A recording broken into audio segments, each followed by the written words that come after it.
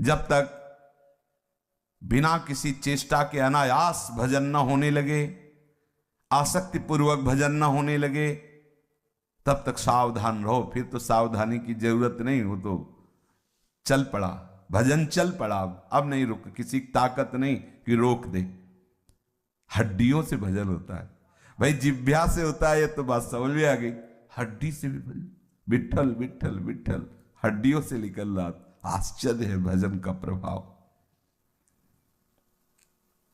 सारी सिद्धियां से घेरे होती, वो किसी भी सिद्धि का प्रयोग करे ना करे, भजन में बहुत बड़ा बल होता है। तुकाराम जी महाराज कीर्तन कर रहे हैं, वीर शिवाजी दर्शन करने आए। बड़ी सावधानी से संतों के पास जाया जाता था कि कहीं रजोगुण मद ना नजर आवे। तो एक अंगरक्षक और आप बिल्कुल साधारण वेशभूषा में सामने जाके प्रणाम किया हो तो शुरू थे विठल विठल का इशारा कर दिया। इतने में मुगलों को पता चल गया कि बिना किसी सेना के सुरक्षा के शिवाजी अंदर। वो अंगरक्षक भय मानते धीरे से आया और बताया कि आप घेर चुके हैं, आसपास म्लेच्छ सेना घेरे हुई है। तुकाराम जी की तरफ देखा उन्होंने, वो बैठे रहे। पूरी म्लेच्छ सेना अंदर आ गई, पूरी जांच की तो केवल तुकाराम जी दिखाई दिए, ना अंगरक्षक ना शिवाजी दिखाए। सामने बैठे दिखाई। थोड़ी देर बाद उनका गलत सूचना मिली थी। चल शिवाजी ने आश्चर्य माना, सामने बैठे रहे। अरे कर तुम अन्यथा कर तुम, सर्व समर्थ प्रभु का नाम है और नाम जापक महापुरुष के समीप बैठे, विघ्न कोई स्पर्श नहीं कर सकता। बड़ा महिमा में है। प्रचंड अग्नि की ज्वाला में संपूर्ण लंका भस्म हो गई। विभीषण जी की कुटिया में धुआं भी नहीं लगा। एक विभीषण कर गृह नाय। बजा भजन का बड़ा प्रभाव है। हनुमान जी की पूंछ का एक बाल भी नहीं जला। बाल, पूंछ की तो बात जले, बाल ने क्यों? ताकर दूत अनल जे सिरजा, जरा न सोते कारण गिर जा। अग्नि का किसने निर्माण किया? श्री हरि ने। वही हरि के दूत है, दास को अग्नि कैसे ताप दे सकती है? अग्नि चंदन के समान शीतलता। हाँ, विश्वास करो अपने प्रभु पर और उनकी स्मृति पर। जब तक चित्त में तुम्हारे किसी बात से क्षोभ हो जाए, विषाद हो जाए, तब तक तुम समझना भी भजन रंग नहीं लाया। कोई भी परिस्थिति घटना तुम्हें क्षुभित नहीं कर सकती, दुखी नहीं कर सकती, विषाद नहीं हो सकता। क्या? हरि है ना। अभी क्या है हमारी स्थिति? नहीं। देखो महापुरुषों के ये वचन है, जब तक कोई घटना तुम्हें क्षुभित कर देती है, विषाद युक्त कर देती है, तुम दुखी हो जाते हो, तुम रोने लगते हो हाय हाय, तो समझो आपके भजन में कमी। आप किसी से अपनी पोल मत खोलो।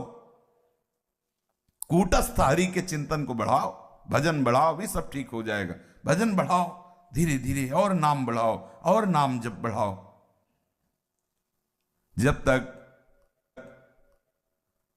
हमारे एकमात्र आकर्षण प्रभु नहीं होंगे, एकमात्र ममत्व का केंद्र प्रभु नहीं होंगे, तब तक ये हर्ष विषाद आते रहेंगे। नित्य निरंतर बरसने वाली भगवत कृपा को तुम ठुकरा दोगे। यही हो रहा है। भगवत कृपा हो रही है, अहंकार के कारण हम उसे ठुकरा देते हैं। भगवत कृपा तो अहेतु की है, लेकिन ये अहम वो बर्दाश्त नहीं कर पा रहा। भगवत कृपा का जो पाचन होता है वो दैन्यता से होता है, अहंकार से वमन हो जाता है। जिसके हृदय में जितनी अधिक दैन्यता होगी, उतनी भगवत कृपा वहां एकत्रित होती जाएगी, पचती जाएगी। एक बार अयोध्या के किसी महापुरुष के समीप एक भागवत प्रवक्ता गए। उनका, महाराज हमारी इच्छा है कि आपके ठाकुर जी को भागवत सुनाए। उनका सुनाई, भागवत सुनाया तो उनका, भाई भागवत सुनाने के बाद कुछ दक्षिणा देने का विधान होता है। हम तो विरक्त हैं, आप बताइए क्या आपको। उनका, महाराज आप आशीर्वाद दीजिए, हमारे संतान नहीं, संतान हो जाए। ठीक, जाओ, हो जाए।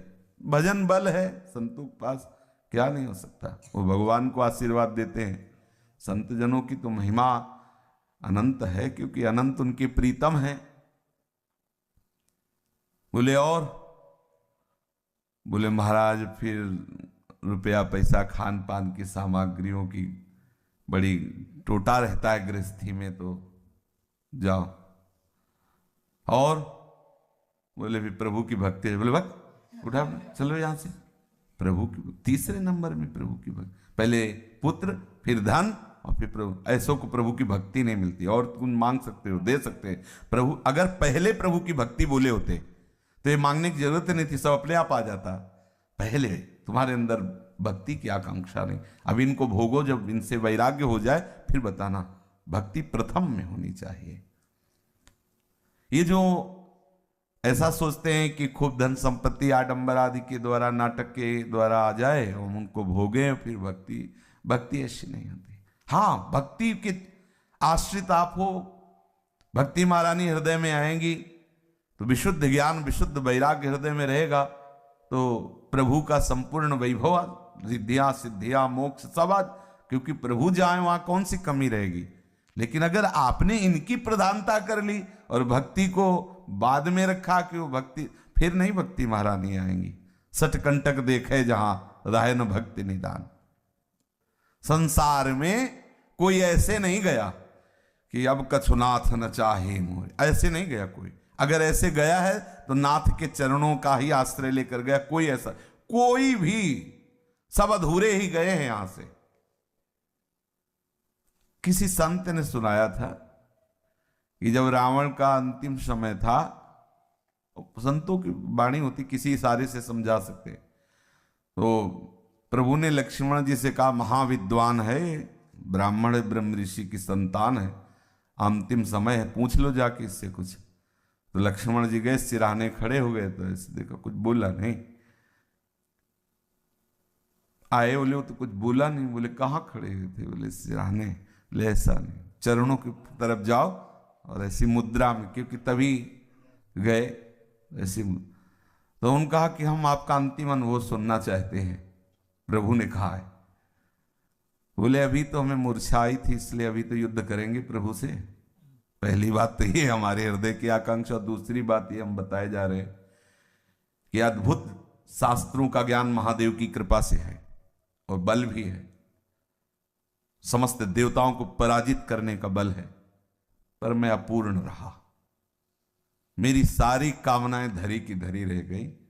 इसलिए हमने विचार किया कि कोई कितना भी बड़ा बलवान हो, विद्वान हो, लेकिन वो अधूरा ही जाता है। जब तक उसे वस्तु का, तत्व का बोध नहीं होता, तब तक। आज मैं अधूरा जा रहा हूं। मैंने सोचा था कि समुद्र जो हमारी खाई है, इसे मीठा कर दूंगा, ये नमकीन है ना, मीठा कर दूंगा। सोचा था कि रात्रि को आने नहीं दूंगा, प्रकाश ही प्रकाश है। सोचा था एक ऐसा यात्रा का मार्ग बनाऊंगा, सीढ़ी जो सीधे स्वर्ग जाएगी, किसी को अलौकिकता की जरूरत नहीं पड़ेगी। बहुत कुछ सोचा था, लेकिन सब सोचता है रह गया, हाथ कुछ नहीं आया। इन कामनाओं ने हमें नष्ट कर दिया, वो वस्तु नहीं हुई। लक्ष्मण जी आके प्रभु से, महाराज ये याद इन्हें अपना अनुभव, बड़े बड़े संसार की तरफ से यदि तुम तृप्त होना चाहते हो तो अभी ले लो अनुभव। कभी कोई तृप्त नहीं हुआ, क्योंकि है ही नहीं। और प्रभु की तरफ से आज ही अभी आप तृप्त हो जाओगे। कोई भी कामना, कोई भी वासना आपका स्पर्श नहीं करेगी। दृढ़ता नहीं धारण करने की, इसलिए थोड़ा लंबा सफर है। यहां भी इसी क्षण बिगड़ी जन्म अनेक किया वहीं सुधरे आज। गोस्वामी जी ऐसे थोड़ी कह रहे, अनुभव की बात कह रहे। न सोचती न कांक्षती, ऐसी स्थिति केवल प्रभु में ही है।